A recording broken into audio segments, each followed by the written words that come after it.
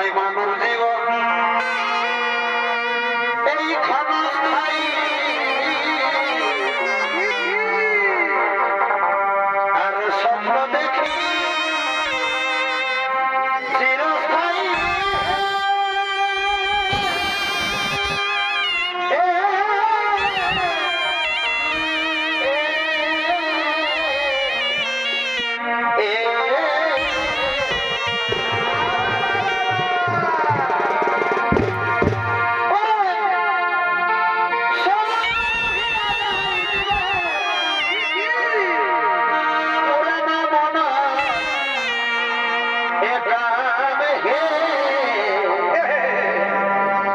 ভাই জীবনের নাই কোনো এ দাম হে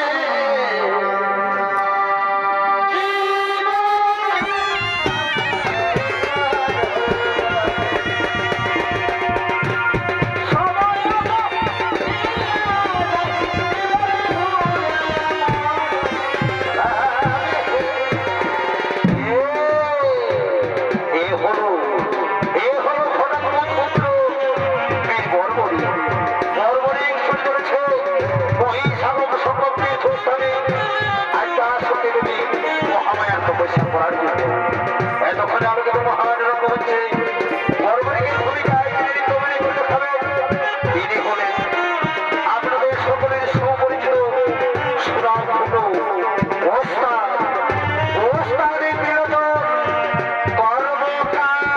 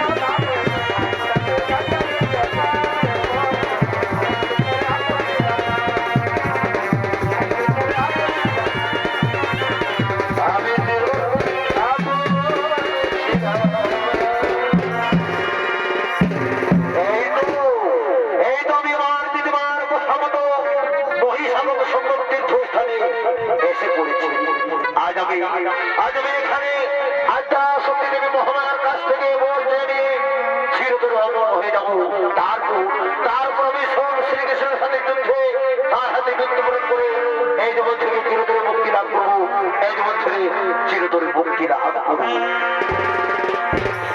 শুধু দর্শক মন্ডলী, এদিকে বীর বর্মণি মহিষাগম সম্মত তীর্থস্থানে আদ্যাশক্তি দেবী মহামায়ার তপস্যায় বসে করবে। আর ওদিকে দেবী আদ্যাশক্তি মহামায়া বীর বর্মণিকে তপস্যায় সন্তুষ্ট হইয়া তার সম্মুখে করছেন আগমন।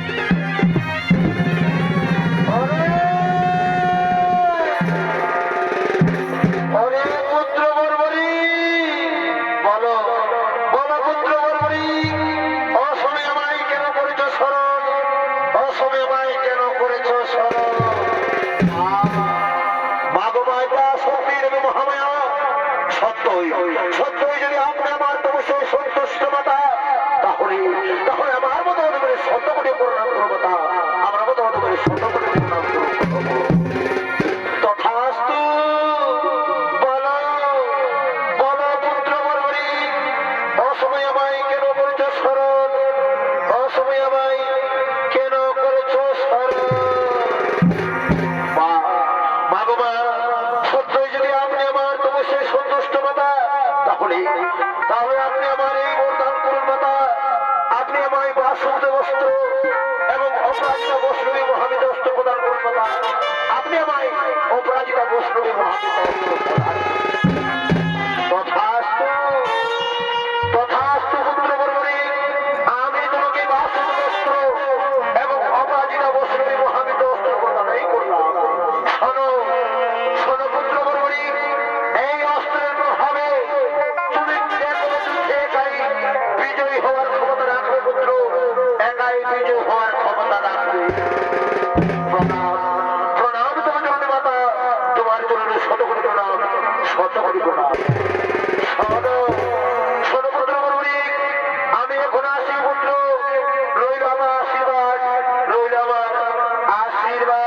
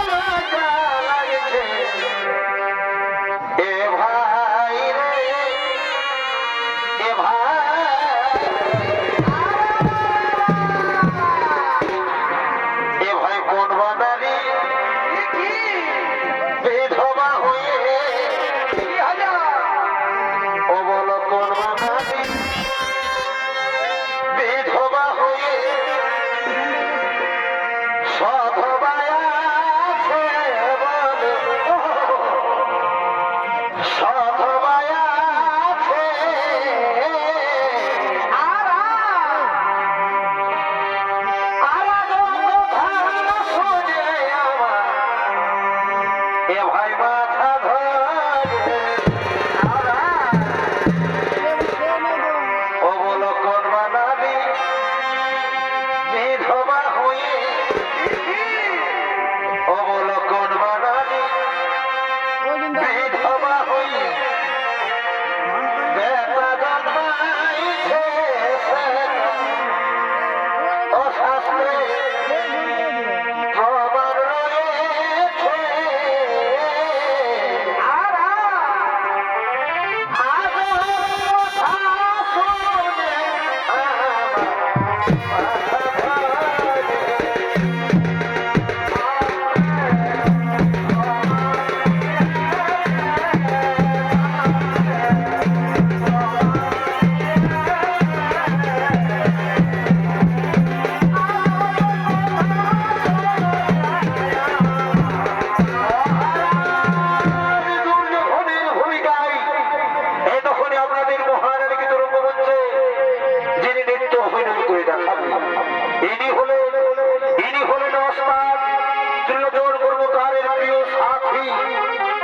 শিল্পী বিধানের চন্দ্র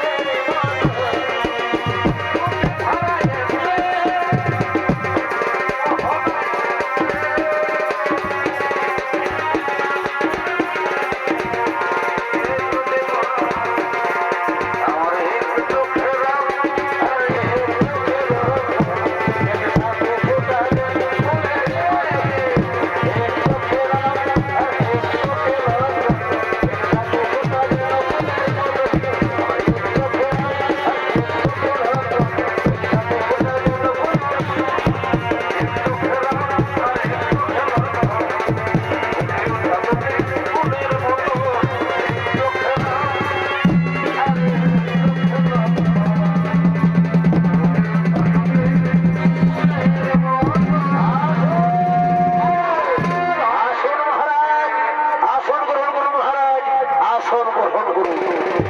শোনো, শোনো আমার মন্ত্রী সেনাপতি শোনগণ, ওই যে কুরুক্ষেত্রের যুদ্ধ অনুষ্ঠিত হতে চলেছে, তাই শোনো, শোনো শোনো আমার মন্ত্রী সেনাপতি শোনগণ, এই কুরুক্ষেত্রের যুদ্ধে আমরা এমন ভাবে যুদ্ধ করব যাতে সহজেই পাণ্ডবরা আমাদের কাছে পরাজিত হয়ে সহজেই পাণ্ডবরা আমাদের কাছে পরাজিত হয়ে।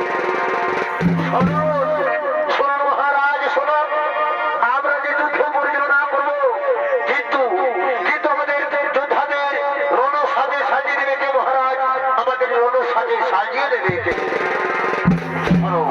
শোনো শোনো আমার মন্ত্রী সেনাপতি সৈন্যগণ, চিন্তা নাহিত করো। ওই যে আমার রাজনন্দিগণ, তারা রাজসভাই করছেন আগমন, সেই রাজনন্দিগণে আমাদের সমস্ত যোদ্ধাকে রণ সাজে সাজিয়ে দেবে। কথা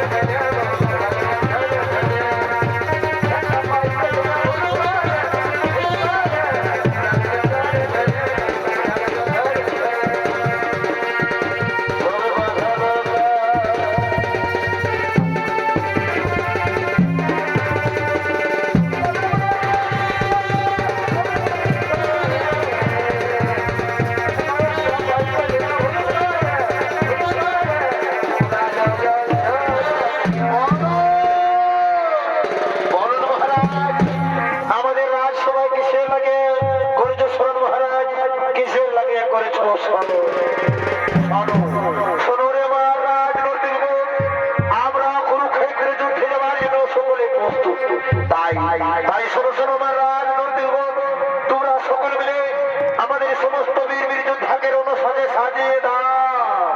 হে মহারাজ, আমরা এক্ষুনি যোদ্ধাদের সমস্ত যোদ্ধাকে রণ সাজিয়ে দিচ্ছি, রণ সাজিয়ে দিচ্ছি।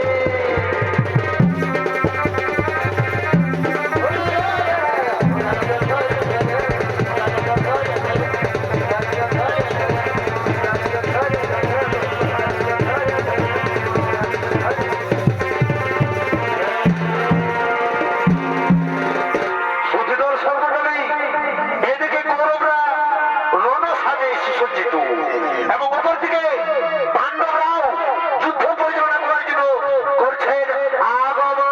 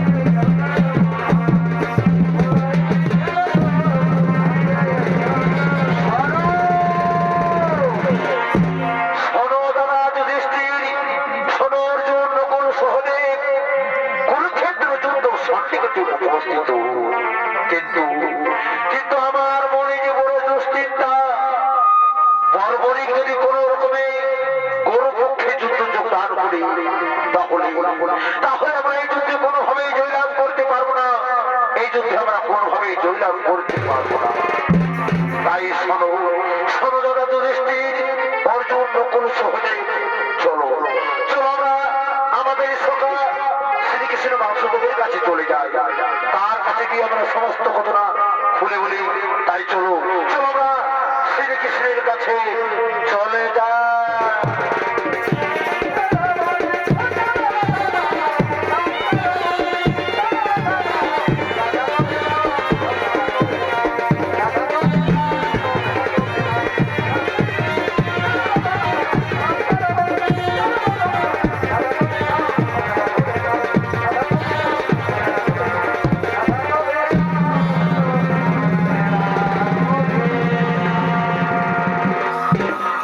দর্শক মন্ডলী, পাণ্ডবরা কথা শ্রীকৃষ্ণের কাছে চলে যায়। শ্রীকৃষ্ণের কাছে গিয়ে বর্বরিককে যুদ্ধক্ষেত্রে আটকানোর জন্য বলে। আর এদিকে এদিকে বীর বর্বরিক কুরুক্ষেত্রের যুদ্ধে অংশগ্রহণ করার জন্য ছুটে চলেছে।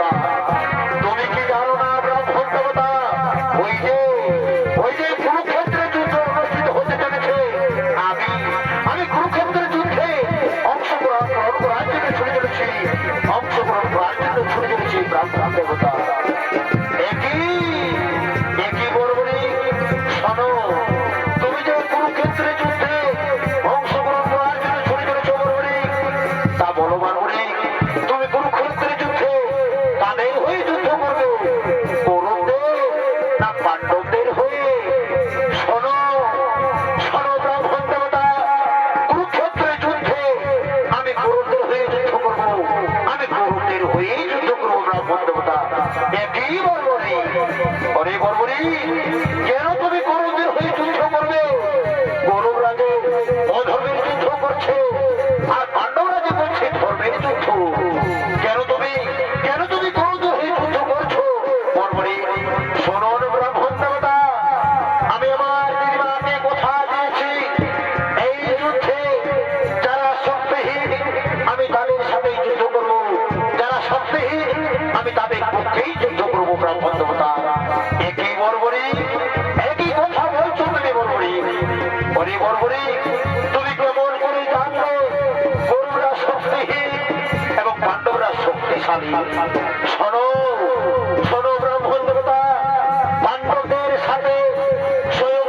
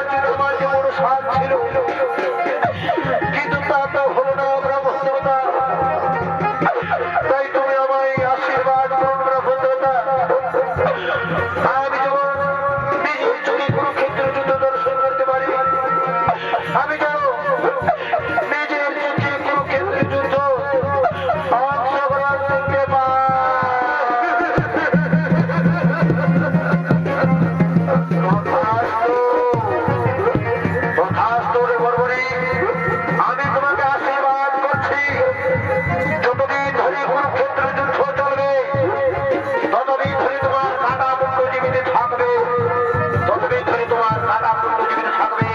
এবং সব তুমি নিজের চোখে কুরুক্ষেত্রের যুদ্ধ সব দর্শন করতে পারবে, নিজের চোখে কুরুক্ষেত্রের যুদ্ধ সব দর্শন করতে পারবে। ওগো ব্রাহ্মণ, তাহলে আমার আর কোনো দুঃখ নেই ব্রাহ্মণ দেবতা। আমি আমি আমার নিজের হাতে আমার কাটা মুন্ড তোমায় করবো না।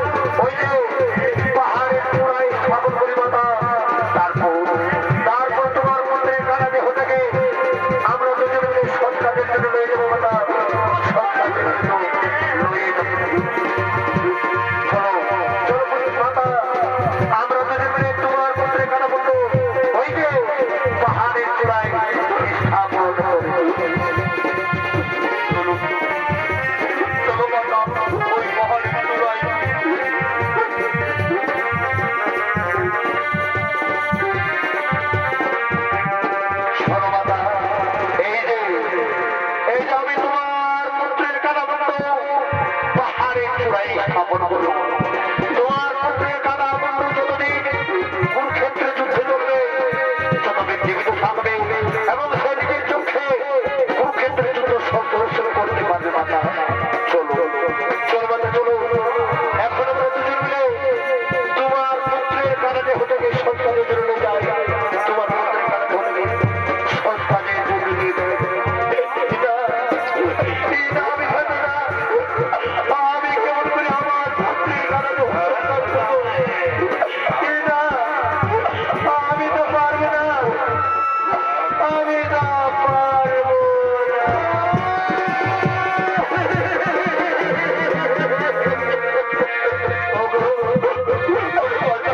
সংসারের সংসারকে মায়েরা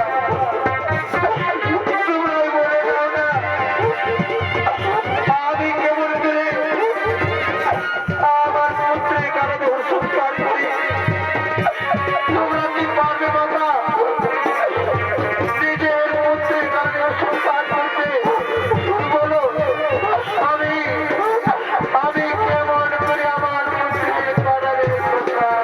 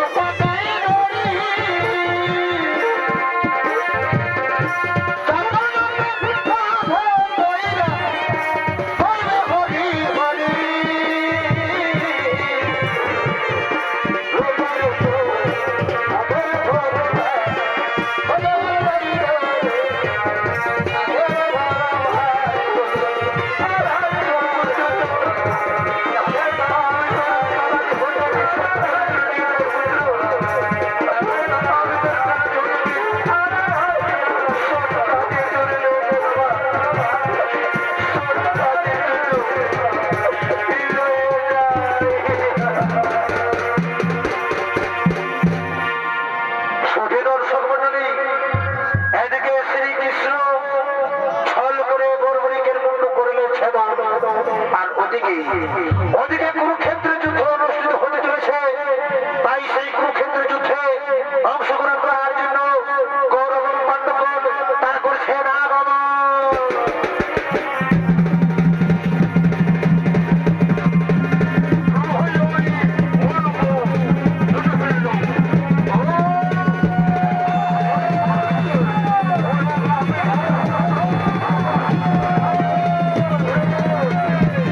Oh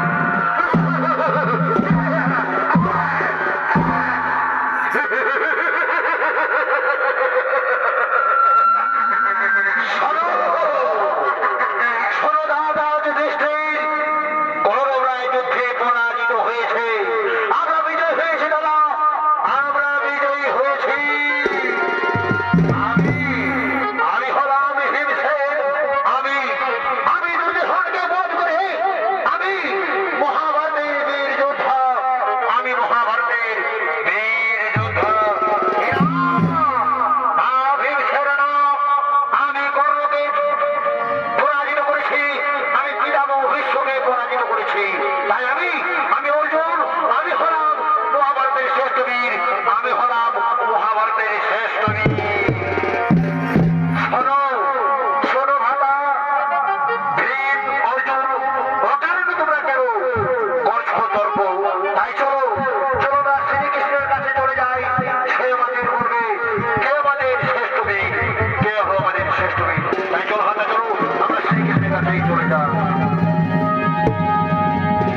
প্রণাম প্রণাম তোর চরণে প্রভু। বলো বলো তোমরা কিসের লাগিয়া আমার নিকটে করেছ আগমন? ওগো প্রভু, তুমি আমাদের বলে দাও এই যুদ্ধের শ্রেষ্ঠ বীরকে, শ্রেষ্ঠ বীরকে। শোনো ভীমসেন, তোমরা অকারণে তর্ক বিতর্ক করছো। তোমরা কি জানো এই যুদ্ধে প্রকৃতির সত্য ঘটনা কি ঘটেছ? তোমরা কেউ জানো না। তাই চলো চলো, ওই যে পাহাড়ের চূড়ায় বর্বরিকের কাটা মন্ড স্থাপিত রয়েছে, চলো আমরা বর্বরিকের নিকটে চলে যাই। সে আমাদের প্রকৃত সত্য জানাবে, সে আমাদের প্রকৃত সত্য জ্ঞান করাবে।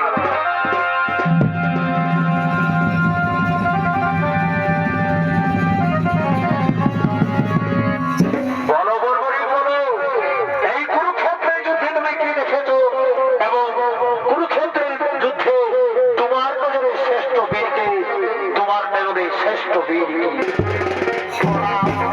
প্রণাম প্রভু, তোমার চরণে শত কোটি প্রণাম।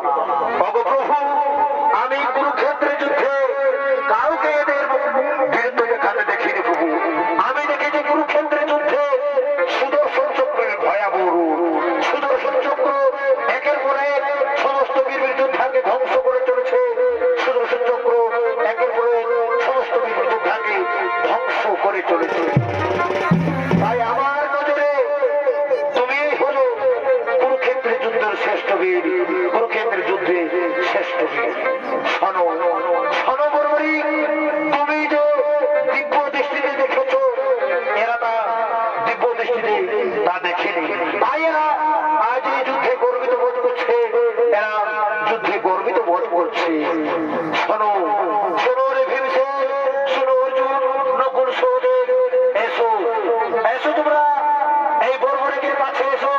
বর্বরিকের কাছে তোমরা প্রকৃত ঘটনা জেনে নাও, প্রকৃত সত্য ঘটনা জেনে নাও। বলো বলো বর্বরিক, তুমি কি সত্য ঘটনা দেখেছো আমাদের